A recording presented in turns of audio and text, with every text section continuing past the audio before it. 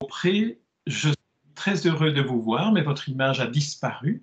Ça la aussi. Je vous retrouve, voilà. Alors, Agnès Beaupré, je suis très heureux de vous rencontrer par le biais de Skype, puisque nous sommes en confinement, et vous en France et moi en Belgique, pour vous rencontrer à propos de Au bonheur des dames, qui est un roman graphique que vous publiez chez Casterman, qui sort le 3 juin, et que j'ai eu le bonheur de lire et de découvrir et d'apprécier infiniment. Alors j'aimerais que, si vous voulez, cet entretien, on le fasse en deux ou trois étapes. La première, j'aimerais que vous vous présentiez.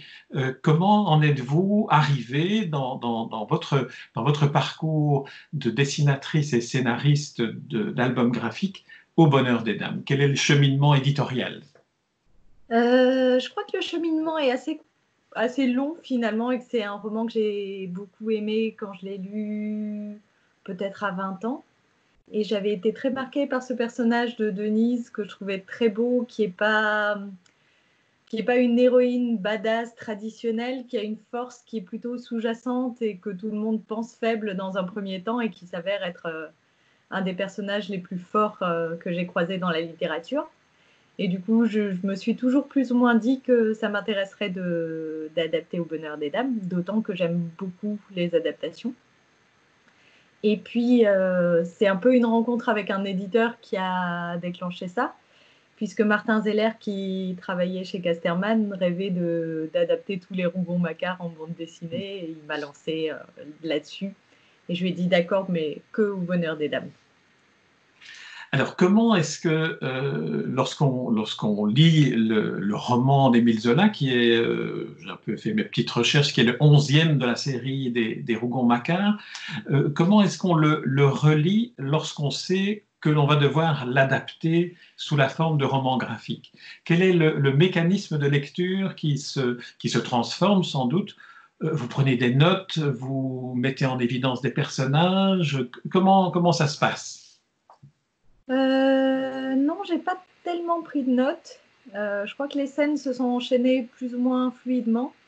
Il a juste fallu que je relise beaucoup les passages vraiment sur le grand magasin pour pas raconter de bêtises sur vraiment le fonctionnement, la guette, la façon dont sont payés les vendeurs, la façon dont ils montent en grade, toutes ces choses-là. Je voulais pas trop dire de bêtises, donc là, il a fallu que je relise beaucoup. D'autant que chez Zola, c'est des choses qui sont racontées dans les descriptions du magasin et pas dans les dialogues. Et du coup, finalement, c'est presque comme les exercices qu'on fait à l'école de passer du discours indirect au discours direct. Il fallait faire passer ça dans les discussions que Mouret peut avoir avec ses subordonnés ou avec le baron Hartmann. Et c'est intéressant parce que c'est presque un travail de vulgarisation à ce niveau-là, de raconter le grand magasin de la façon la plus synthétique possible et la plus compréhensible possible, même si pour moi c'est assez compliqué puisqu'il s'agit d'économie et grosso modo je ne comprends rien à l'économie.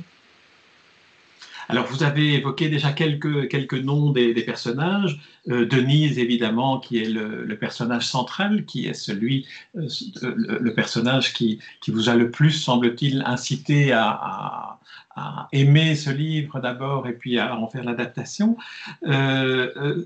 Comment, pour Denise, mais aussi pour les autres personnages, avez-vous fait, si on prend une comparaison avec le cinéma, comment avez-vous fait le casting? À quel moment est-ce que en essayant le trait sur le personnage, vous avez dit, tiens, voilà, là, j'ai ma Denise ou bien j'ai mon Octave Mouret. Comment ça se passe? Bizarrement, ça va presque toujours assez vite. Ce passage-là, j'ai des carnets dans lesquels je crayonne avant de commencer à vraiment plonger dans la bande dessinée, dans le découpage. Et là, les personnages petit à petit arrivent. Au départ, leurs contours sont un peu grossiers, mais assez vite, ils se précisent. Bah là, d'ailleurs, j'étais en train de faire ça avant que vous appeliez. J'étais sur une histoire sur laquelle je me lance après. Et ça, c'était un Bacchus. Mais c'est ce que je fais à chaque fois. Il y a toujours ce carnet où petit à petit, les personnages arrivent. Mais ça se fait de façon assez naturelle. C'est pas quelque chose de très volontariste ou de très construit. Et souvent, je me rends compte que l'inconscient est à l'œuvre là-dedans aussi. Et à un moment, je réalise que je pensais à quelqu'un et je m'en étais pas rendu compte. Notamment sur le Octave Mouret qui s'est retrouvé à ressembler étrangement à Emmanuel Macron. Bah, c'était pas fait exprès. Ah oui, ça c'est amusant. Ah oui, oui, oui. Je n'avais pas fait cette comparaison-là. En le voyant au fil des vignettes et au fil des pages, je voyais plutôt une ressemblance avec le Bonaparte jeune. Ah, peut-être. Un peu ce style très, un peu serré et avec l'ambition qui transparaît de chacun de ses traits, de ses attitudes. Vous voyez un peu de Daniel Auteuil aussi par certains Ah coins. oui, oui. Alors, ben justement, parlons de Octave Mouret. Alors, lui, peut-être qu'à partir de lui, on pourrait un peu évoquer le contexte social et économique de l'histoire du Bonheur des Dames, qui est l'histoire qui se déroule dans les années 1860 et qui est l'histoire d'une ambition féroce et d'un changement radical et de l'économie d'une ville et de l'économie marchande dans une ville comme Paris, avec la création de ce qu'on appelle les grands magasins aujourd'hui. Alors, comment est-ce que vous nous raconteriez ce contexte-là, la ville de Paris, l'époque, et puis cette espèce de grandes avancées entre guillemets, du progrès qui ne s'accompagne pas du progrès social, mais qui crée des fractures que l'on voit très bien dans le personnage, dans les différents personnages. Bah, disons qu'Octave Mouret est quelqu'un qui rêve, même si c'est un rêve qui est devenu un cauchemar, mais il rêve vraiment de la société de consommation et il rêve du lancement de cette société-là qui est fondée sur l'appétit et le désir de posséder. Et ce qui est amusant là-dedans, c'est que c'est le moment où ça a presque encore quelque chose de poétique comme idée. Et quelque chose où on pourrait encore imaginer que tout le monde finisse grosso merdo par y trouver son compte. Alors maintenant, de là où on en est, on sait bien que non, mais... Alors votre décor, le décor de la ville de Paris apparaît au fil des pages. Quelles sont les sources qui vous ont permis de restituer le Paris? Est-ce que c'est la manière dont Zola en parle, pas seulement dans ce roman-ci, mais dans les autres romans, avec une description très naturaliste, très précise, ou est-ce que c'est à partir de vignettes d'archives de l'époque Haussmann? Oui, c'est plutôt ça. J'ai trouvé en vide-grenier 2 très beaux volumes sur des expositions universelles à Paris. Donc pour les pavillons, tout ça, ça m'a beaucoup aidé pour tout ce qui est meubles de présentation des objets. Et ce qui est assez facile quand on dessine le 19e, c'est qu'il y a énormément de documentation, notamment sur les costumes. Déjà les premiers magazines féminins étaient lancés, le journal des demoiselles, tout ça. Donc il y a énormément de très belles gravures de vêtements qui sont trouvables très très facilement. Et Paris lui-même, bah, peu ou prou, le Paris d'aujourd'hui, c'est le Paris haussmannien. Donc de toute façon, Paris existe tel qu'il était à l'époque. C'est les mêmes rambardes, c'est les mêmes pierres, c'est pas les mêmes magasins, mais c'est relativement facile de revoir ce que c'était à l'époque. Et c'est aussi un âge où il y avait déjà pas mal de photographies. Mais on sent aussi dans certaines images qui me reviennent à la mémoire maintenant, la manière dont, par exemple, les rues de Paris sont des rues sales, sont des rues où la salubrité publique n'est pas encore vraiment au point. Et dans votre album, où il y a beaucoup de couleurs, il y a beaucoup de vie, il y a beaucoup de... C'est étincelant comme dessin.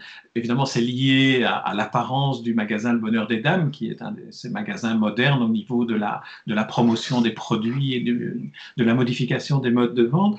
Comment est-ce que comment dirais-je, comment est-ce que vous avez restitué cette réalité presque tangible que l'on voit de la vie au quotidien dans les rues de Paris?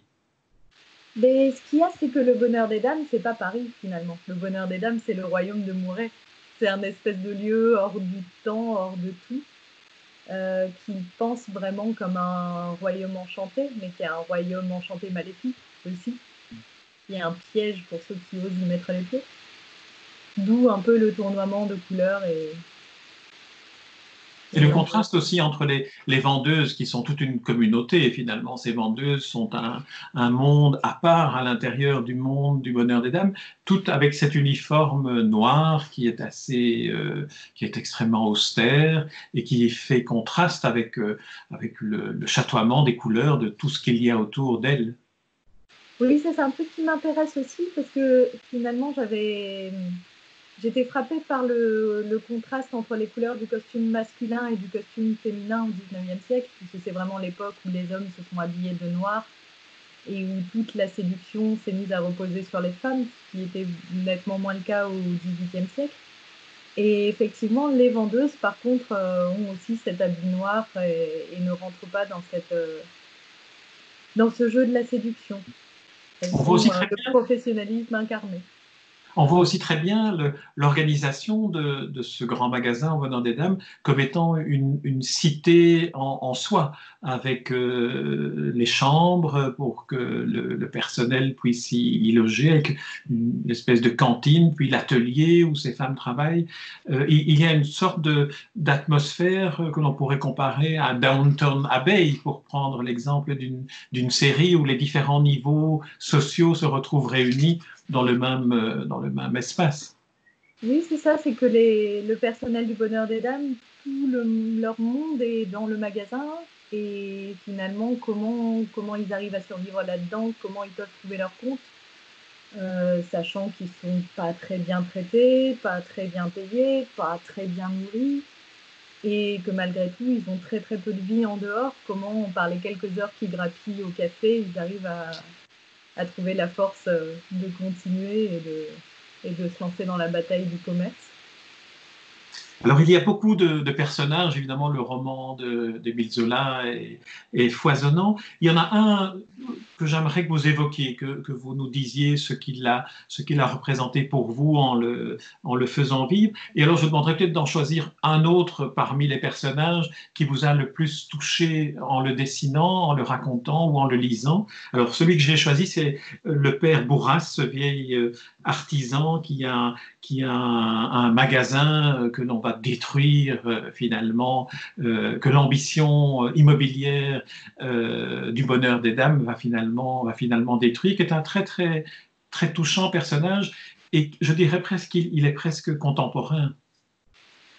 Ce que j'aime bien chez Bourras, il a des points communs somme toute avec Denise, parce que finalement Denise est très très volontaire. La volonté vers laquelle elle tend finalement, c'est simplement de gagner sa vie honnêtement et de nourrir ses frères. Du coup, c'est pas non plus une ambition incroyable, donc elle arrive à peu près à s'y tenir.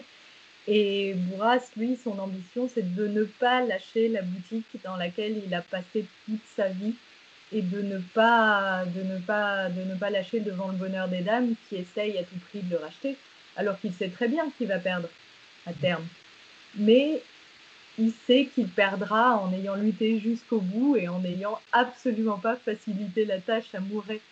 Et ça, il y tient beaucoup. Et à côté de ça, comme Denise, c'est un être assez généreux et assez tourné vers les autres et qui finalement est toujours prêt à recueillir chez lui les chiens perdus et à aider les gens qui sont plus dans la misère que lui. Mais bon, il se trouve qu'à l'arrivée, c'est quand même lui le chien le plus perdu du chenil. Et le personnage que vous choisiriez, vous, puisque nous n'avons pas la possibilité de les évoquer tous, quel est le personnage qui vous a le plus touché ou qui vous a peut-être surpris en le dessinant ou en l'explorant un peu pour pouvoir le raconter? Je peux pas dire que Denise m'ait surprise parce que je l'aimais déjà très Oui. fort au début. Je suis peut-être un peu touchée par Henriette quand même, même si elle n'a rien de sympathique en soi. C'est la maîtresse délaissée de Mouret, mais elle a le côté émouvant de tous les amours non partagés et quelque part elle sait très bien depuis le début qui se sert d'elle et elle aimerait bien croire que c'est plus que ça. Et malgré tout, elle se fracasse elle aussi les dents sur la réalité de cette relation-là. même si, bon, elle a son salon plein de coussins pour amortir sa chute. C'est vrai que c'est vrai que c'est un personnage très, très intéressant aussi. Alors, pour terminer cet entretien, parce qu'on est arrivé déjà à un certain nombre de minutes parmi celles qui nous sont imparties, j'aimerais que vous nous disiez qu'est-ce que vous attendez de la part du public, des lecteurs de cet album. Est-ce que quand on se lance, j'imagine que c'est plusieurs mois de travail, est-ce que quand on se lance dans l'adaptation d'un classique de la littérature, comme Au bonheur des dames d'Émile Zola, qu'on le transforme en autre chose, qui est ce roman graphique, en faisant des choix esthétiques, des choix narratifs? Qu'est-ce qu'on espère? On espère une adhésion du public à cette nouvelle version du Bonheur des Dames, ou est-ce qu'on se dit, voilà, c'est une histoire qui peut vivre, qui vit indépendamment du classicisme de l'œuvre littéraire de départ?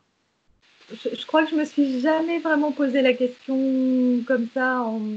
Je me suis jamais demandé réellement ce que je pouvais apporter au lecteur et comment le lecteur était censé réagir. En général, dans mes adaptations passées, je me suis dit, en adaptant Dumas dans Milady de Winter, que de toute façon, Dumas aurait adoré avoir le plus d'adaptations possible de son œuvre et que quoi qu'il arrive, c'était pas trahir son œuvre et que ça devait exister d'une façon différente. Sur Zola, je suis plus partagée parce que je suis pas persuadée que Zola aurait forcément adoré cette adaptation. J'ai l'impression d'avoir été fidèle à mon ressenti de ce roman, mais pas forcément fidèle à ce que Zola voulait raconter exactement. Est-ce que vous pensez...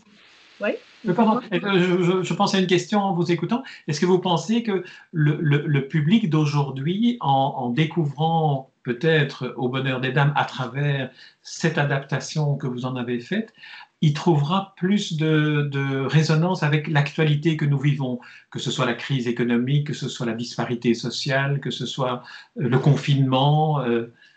Oui, bah, notamment le confinement, je pense que ça a fait vraiment ressurgir des questionnements sur qu'est-ce qu'on fait, comment on gère la société. Est-ce que vraiment la société de consommation, l'ultralibéralisme, est-ce que réellement c'est le seul moyen possible? Est-ce qu'il ne faudrait pas commencer à penser autre chose? Et effectivement, comme Le bonheur des dames traduit le début de ça, je pense que c'est quand même intéressant de s'y replonger. Parce qu'on voit le moment où ça a bifurqué, on voit comment on aurait pu aussi ne pas tomber dans ces excès-là, de Très bien. confondre le bonheur et la consommation.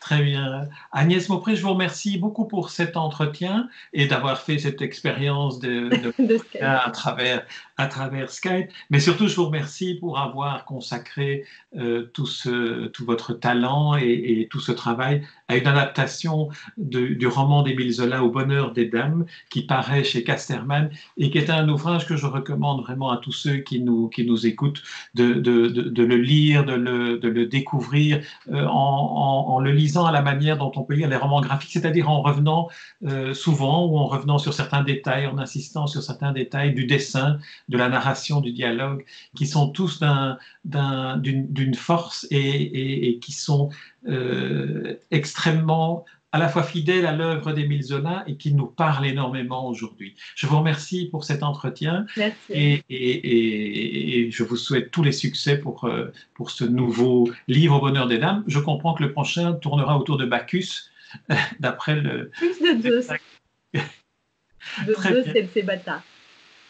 Très bien. Merci beaucoup Agnès Maupré. À très bientôt. Merci. Alors...